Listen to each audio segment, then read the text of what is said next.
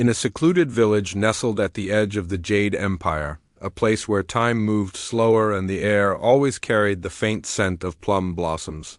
Even in the heart of winter, lived a modest man named Li Wen. The village was quiet, with cobblestone paths winding between wooden homes and crimson lanterns swaying gently in the icy wind like floating stars. Li Wen was a calligrapher, not a man of riches or high birth, but a master of his craft. His calligraphy was more than ink on parchment. When he dipped his brush into the black inkstone, it was as if he drew directly from the well of the soul.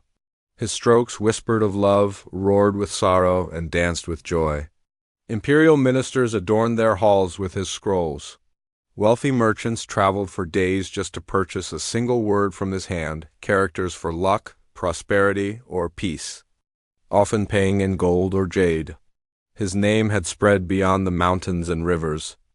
Yet for all his fame and artistic brilliance, Li Wen lived in solitude. His small wooden home remained quiet, no children's laughter, no warm voice to greet him. He ate his meals alone, and his heart, though full of poetry, longed for companionship. Each night he would carry a small red lantern to the old peach tree that stood outside his home, even when snow dusted the earth. There, beneath the moonlight, he would sit on a worn bench and let his brush speak the words he dared not say aloud. Love letters without names, poems to no one. He never told anyone, but in the stillness of those nights, he quietly hoped his words might one day drift through the wind and reach the heart of someone destined to find him. One winter evening, as the first snow began to fall, a figure emerged from the mist. An old man with long white eyebrows and eyes that shimmered like stars. He wore a robe the color of blood and held a red thread that shimmered with light, even in darkness. "You write of love so beautifully," said the old man, "yet your heart remains untouched. Why?" Li Wen bowed respectfully. "Perhaps love is not written for me, sir." The old man smiled. "You are wrong. I am Yue Lao, god of love and marriage. Every soul has a thread, and yours stretches far, but not forever. Would you like to follow it?" Before Li Wen could answer, Yue Lao touched his finger, and Li felt a warmth wind around it. When he looked down, the red thread was there, thin, glowing, tied to his soul. Follow it. But be warned, destiny often demands sacrifice. And with that, Yue Lao vanished into the snow. The red thread tugged gently at his soul, not with force but with a quiet, aching pull. It was as if the longing buried in his heart had awakened, growing stronger with every sunrise. With little more than his scrolls, his ink brush, and a thick woolen cloak, Li Wen began his journey. He followed the thread as it shimmered faintly ahead, guiding him like a phantom flame.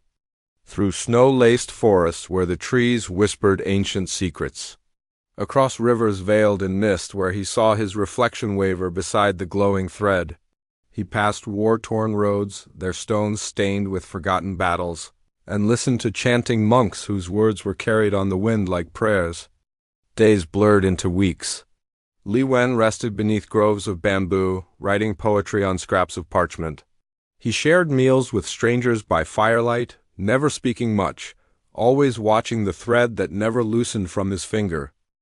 And then one frostbitten dawn, it brought him to towering red gates crowned with dragons, the entrance to Zhao Palace, the seat of the emperor himself. Within the golden halls of Zhao Palace lived Princess Meilin, the emperor's only daughter, a young woman born into silk and ceremony, but wrapped in quiet melancholy. Her eyes were like storm clouds ready to break, and her voice, though rarely raised, could calm even the fiercest winds. Tales of her wisdom and grace traveled far, but whispers of her sadness clung just as tightly. Since she was a child, Meilin had seen something no one else believed, a faint, glowing red thread winding from her finger, pulling her gently toward the world beyond the palace walls. The court brushed it off as fancy, the dreams of a lonely girl confined to tradition. But on the night of the Lantern Festival, as thousands of lanterns floated into the sky like tiny suns, she saw him, a man standing still amidst the joyful crowd, humble, calm, and bound by the same red thread. Their eyes met across the courtyard, and time seemed to stop. The lights, the music, the whispers, all faded. She stepped forward, heart trembling. You, she breathed, barely above a whisper, you see it too? Li Wen bowed gently, eyes steady.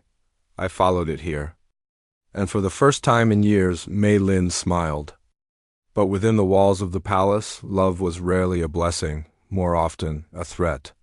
The emperor, a man forged from steel and duty, had long since arranged Princess Mei Lin's future. Her hand was promised to a foreign prince, a cold alliance sealed not with affection, but with treaties, treasure, and the weight of generations. It was a marriage born of politics, not the heart. When news reached the throne that she had met with a commoner, a mere calligrapher, the emperor's fury erupted like thunder through the court. A peasant? He thundered, voice echoing through marble halls. A man with ink-stained hands dares touch the blood of emperors? You will marry the prince. That is your fate. But Mei Lin stood tall, her voice calm and steady.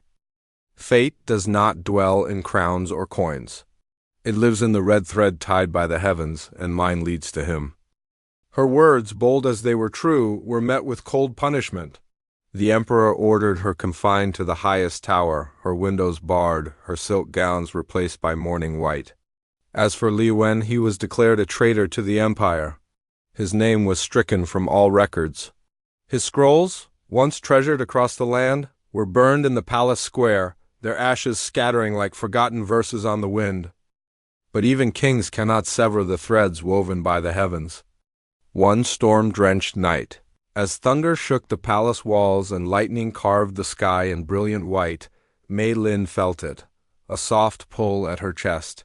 The red thread, faint but glowing, pulsed like a heartbeat, full of warmth, of love, of impossible hope. Refusing to surrender to her prison, she tied silken bedsheets into a rope and climbed from her tower window, barefoot and trembling in the cold rain.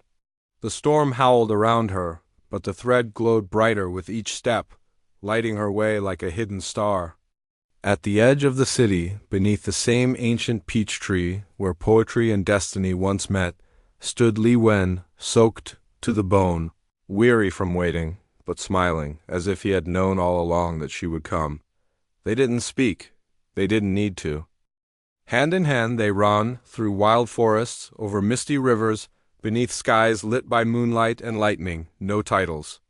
No riches, no guards or golden cages. Only their hearts, their courage, and the thread that bound their souls.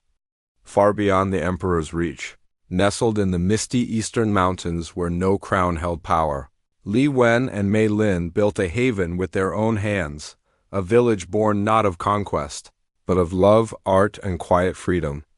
There, no one was judged by bloodline or title.